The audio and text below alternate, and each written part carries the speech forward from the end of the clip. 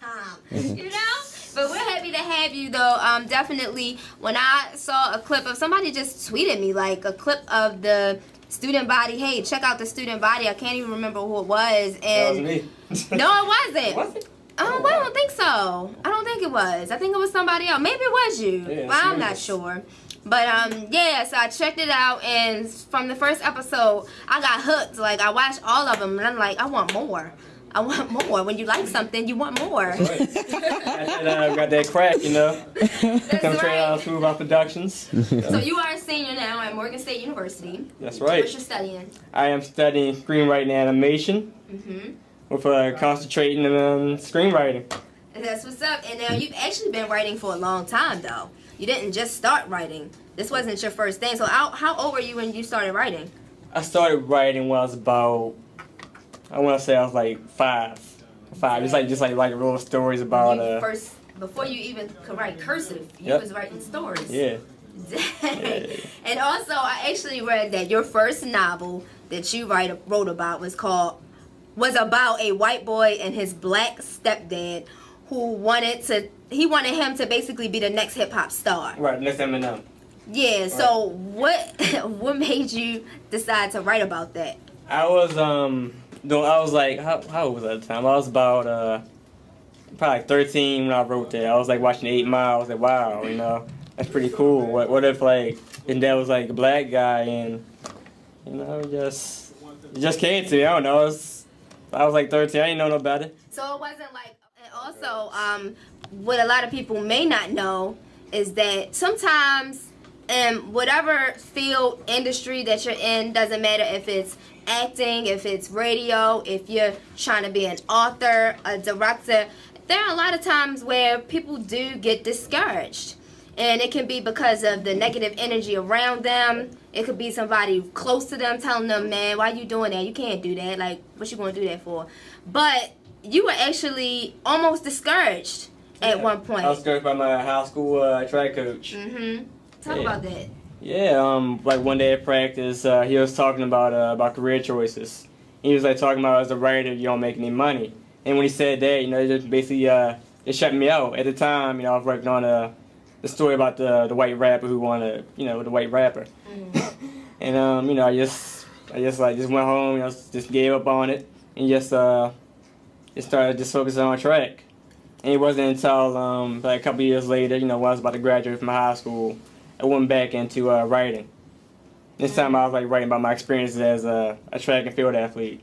I'm glad you did, because that's discouragement. Like, haters on a different level, you know what I mean? So. And you know, that reminds me of this quote, and I love it because it goes something like, people are always going to ask you why you doing something, but later on they're going to ask you how you did it. Right. So even though you were writing like novels, you were writing short stories, this is your first web series that you actually wrote. That's correct. So how did you come up with the title? It came with student body, you know, just it's about students, for students, by students. So, student body, you know, just seemed like the appropriate title for the show. And so when I actually saw the clips, it was like these were actual real events that has happened on campus. So after all this stuff happened, that's when you decided of this project, or were you already in the works of the project when the events were going on? It's most of it's like coincidence. For like most of the stuff that happened on campus, I was already like writing something. It just happened to happen. Like the episode with, like the second episode with my man Eric and his, you know, and his lovely girlfriend. You know, that was actually something that happened on campus, and I was like, wow, you know, man, I might as well just tap into it. So was there a certain message behind each episode that you really want people to grasp and take away from after the episode? Of course, definitely. I want people to, you know, just open their eyes to new ideas and, you know, see like a different side of life, you know. Yeah, it definitely will. Especially episode 2. Oh my gosh, it just make you go, wow.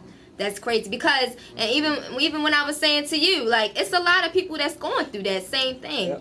And why don't you talk about the actual episode, and we're gonna bring him on in a second too. But there are actually people that feel that way, that feel that they're unappreciated, and they don't let it show until it's too late. Okay, well, in episode 2, you know, is about Jackson Carter, a former wrestling, a former stand-up wrestling athlete at Nagam State University. He comes back, you know, because he's lonely. You know, like he's not getting any type of appreciation at his school he transferred to, which is Charlotte State College University. And you know, he comes back and hopes of getting back with his ex-girlfriend Angel, who at the time was you know, going out with his best friend Stevie, of course, Stevie. And you know, he tracks her down and he finds her, and you know, I want to get with the ending, you know, because you know. You want people to watch it. Yeah, I right? want people to watch it. You want people to watch it. Right. But the thing is, you know, the idea behind the episode was just basically talk about you know, just like dealing with the past and you know how to like, you know, just deal with love. You know, like love's can be a very tough thing to deal with. You know, tough thing to deal with, especially when you can't let go of that person who you know you love so much, and just to see him like someone else, you know, it's a hard feeling. You know, and I think everybody goes through that. It's a very universal. Yeah, feeling. I mean, it's a lot of topics, and then there was another topic that Cam's character Lil Al had played, and then his roommate just basically slapped him across the face and punched him, whatever, because he said you're the typical black male. Right.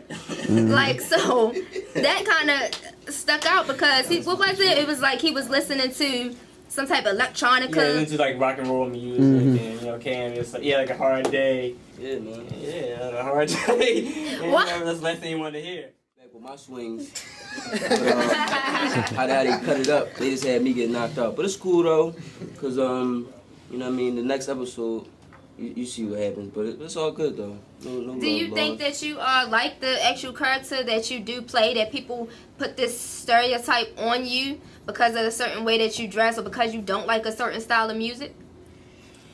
I mean, nobody never approached me like that. I mean, I do a lot of stuff in like my real life, so it's kind of hard for me to get stereotyped. You know what I mean? Like I shoot, I write, I edit, I direct, I do a lot of stuff, so it's kind of hard to say that. Do you have a real roommate that just like you just can't stand? No, I never had a problem with no roommates. Only roommate I ever had a problem with, he had a problem with me smoking, and he wrote me a note and put it on my desk. As soon as I seen the note, I started ashing on the desk, and I told him straight up, this is my room too, so you either live with it or you can move out. And so he worked with that, or did he move? No, he stayed, you know what I mean? Oh, okay. We got more with the cast of The Student Body, because we're going to talk some more with Cam, Claystones, Brooks. Christian ain't going nowhere. He right here. We got Elise Hamilton, who plays the role of Angel. Eric Jones, he plays the role of Jackson. Yaraku? Yes. Oh, snap. I said it right. Dominic, she plays the role of Professor London. Oh, yeah. We have to talk about that scene, too. Real quick, Smooth, I wanted to ask you earlier when we was talking through the break, when you talked about your track coach from high school. Correct.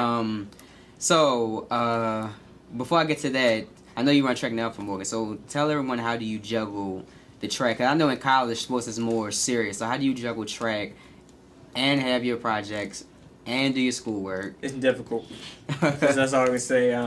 Whenever I have free time to do a project, I just use up my free time, you know, write something, or I might just burn a midnight oil and just get it in. Just a lot of running. Just get it in. A lot of running, man. Like over summer, I ran over like 600 miles just to get in shape for cross country.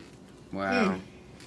Dedication. And please, when you make it, I would like you to do a movie about the experience from high school, so he can look back on it and be like, well, I was wrong. You know, make sure you don't put nothing too much likeness in. You know, I took summer's classes, no actual malice or anything. Well, but, of course not. Actually, that coach, that's my favorite coach. Mm-hmm. He was pretty much like my second grandfather, you know. Mm-hmm. And I want to give a shout out to Dan Masterson, you know. Mm-hmm. I appreciate everything he did for me. He helped me get down to a 415 mile back in high school at good old Annapolis High School. And And you I know want to what? say thank you. That's a good idea. We got 2 filmmakers in the building. Right here, the 2 I'm looking at right there on the camera. And, you know, you got movies, basketball movies, baseball movies, football movies. But how many track movies have you seen? Right. I seen probably about 3, and it was all about Prefontaine. He was a distance runner from Oregon University who died in a car accident because he was drinking and driving. That was probably a good movie. Yeah, it was a good movie. He set 7 American records, and he came in 4th place at the Olympics back in 1972. Cool. And when you graduate, I know you'll still be on Morgan, but will you move your characters to graduation as well? Because I know, you know, especially about college. So will you Season 2. Yeah. So would you move them to graduation? But I know in the beginning it says, you know, say I love college. So will you keep them kind of in college, or would you move them past graduation? I'm gonna keep him in college. Keep them in college. Yeah, keep 'em in college. That's where all the fun's at. Yep. So you probably just revamp each character, just bring in new ones. You know, just like a different world. You know how you saw like Dwayne Wayne, you know, come in. You know, even though he graduated, I probably do the same thing with Bob. You know, stay on the right path, and she's, you know, mind her own business, and her crazy ex-boyfriend comes back, Jackson, aka Eric, and he's just, you know, going off, like, just going off. So what was it like playing his ex-girlfriend? I had a good time. It was fun because, you know, a good character, you know, it can get a little bit, you know, boring, but he spiced it up. It was like, okay, some drama's happening in this episode. Yeah, he played that role. He did. I was just like, oh. Like, I really would have thought he was crazy in real life if I didn't meet you today. Yeah, so that scene where, you know, he kills a boy in the beginning of the show, and then towards the end where, you know, he takes that gun, it's just very dramatic, and I enjoy myself watching that. So have you done acting outside of the student body? Yeah, just little roles like, you know, plays, being extras in TV shows, stuff like that. I'm hoping to do more because I really, really like it. Like, it's really becoming like a passion. Yeah, and that's what I was gonna ask you. Do you see yourself doing more stuff? Oh, definitely. Yeah, Yeah, because you did really good. You did really good playing that role. Yeah, it's so much fun. So what is it like working with Christian as the director? Oh, he's a trip. He's a trip. Like, I remember coming on set, and you know, he's very serious about his work. You can tell, like, this is something that he really wants to do, but he has fun with it at the same time. Like, you know, looking at him, it's like, you know, you think he's just about business, but he plays some games on you. He does. Like, really. He's gonna tell him. Sorry, I don't know which is who. If I say Julius and I'm looking at Julian, wait, who's who? Let me fix that right now. My name is Julian Dorsey, a.k.a. B.I.G. capital J. Alright, well, this is Julius Dorsey. This is Big Twin. Yeah. Okay. So they both call y'all Jules? No, Jules. they That's just call Jules. me Jules. Jules, okay. So what's your nickname? Jay. Jay? Alright, cool. Jay and Jules. That's Cool. easier for me. Right. It's true. Jay and Jules. It's Okay, true. so who plays Tevin? Right here. Okay. On this side. And then you play Donovan. Yes, B.I.G. capital J plays Donovan. So, as you can tell, they're the comedians Right. in the whole series. Are y'all Geminis, by the way? No. Oh, okay. No. Scorpio, best sign Alright. ever. Scorpios. So you guys grew up really, really close. Oh, it's true. Yeah. No problems. No problem. So Man, this nigga get on my nerves every day. I know what you're talking about. So when you guys were younger, like, neither one of you ever got mad at the other person because, like, y'all looked alike, like exactly alike? No. Nah, I think one time, it was in high school, I came out with a fresh ass outfit, you know, looking good. I think I had some polo shirt on polo pants and some shoes. Then this Negro come out with the same thing. So we arguing about who gonna change. He's like, nah, you ain't going to school with that. Nah, what you doing? You changed. That's definitely what I always like to ask twins. Do y'all like dressing alike? So I guess that answer is no. Nah. Never. How many minutes y'all apart? 60 seconds. For real? Dang. So who's older? Me about 60 seconds. 60. Capital J. So does it count? Who's the maturity level? So does it count in growth years, the minute apart, or y'all think y'all on the same level as? It depends on the day. All right. Depends on the day. It's true. And don't say Negro no more. That's still considered a curse word. For real? Who It's said that? derogatory, I guess. But I we're can't past say those ninja? times. You can say ninja. Say ninja. Ninja is better. Ninja is definitely better. So you guys acted before, We did a little We something. did something. everything all our life. but like how did you get started in acting? You can go ahead. You can go ahead. Okay. Twins. It started when we was in Yonkers. We lived in Yonkers. We was on a corner. We wasn't doing what we was supposed to do. My mother came off the bus, saw us. We was like lookout boys whistling out for the police. She whooped our tails right on the corner. That same police we was whistling for, we was calling for them for help because we was getting our tail whooped. And they laughed and drove past us. Next day, my mother put us in this performing arts. Yonkers International Theater. Oh. So we did dance, theater, music, everything. Yeah. Dang, from an early age. Yeah, so we've been doing this all our life. We got a fine arts center in Mount Washington area on Falls Road in Baltimore. Oh, really? 5722 Falls Road, where we teach music, dance, and theater. And this is your company. It's Yeah. my company. That's nice. Our I'm company. Our. He's an actor. He does that. Yeah, You know? yeah. And it was my first time, so I was kind of scared. But then I was like, no, I know how to do this. I watch my soap operas. You know, I've been watching TV since I was little. I got this. You know. Right. So it was a lot of fun. You know, I just loved the role. I want to do it again. I was mad that I had to be exiled or whatever. But I want to come back. He said I'll be back. You know. Oh, so, good. Yeah. So what have you done outside of the student body, or was this your first time? This was your first time acting, Yeah, because you did tell me actually, that. I mean, I grew up in, I went to dance theater at Harlem, Peabody. I sing and dance. I just want to perform. I want to, like, one day direct plays and everything. So I'm just all around performing artist. The Magic Man. Of the series. So you do the magic, right? Yeah, that's You do me. a lot of the magic. So what is it like working with this crazy, crazy cast of people?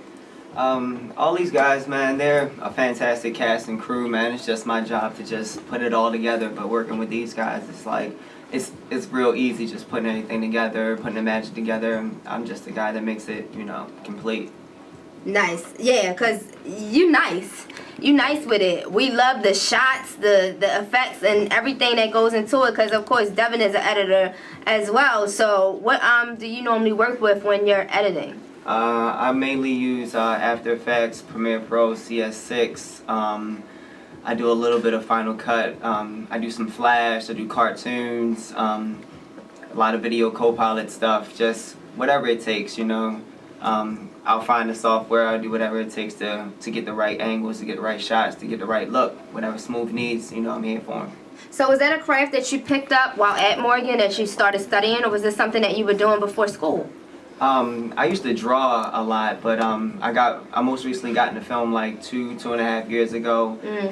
I direct, I write, but I really like being behind the scenes, being the editor, being the guy. I mean, I like to blow stuff up, so I can blow anything up if I can kill people, but not in real life. If I can make it look good, if I can blow it up, if I can, put you in outer space and I can make it look good, it excites me. It never gets boring. And so this is what you want to do as an actual career, not just something you do for fun. Oh yeah, I love doing this. It's not even about the money. It's more so about the experience,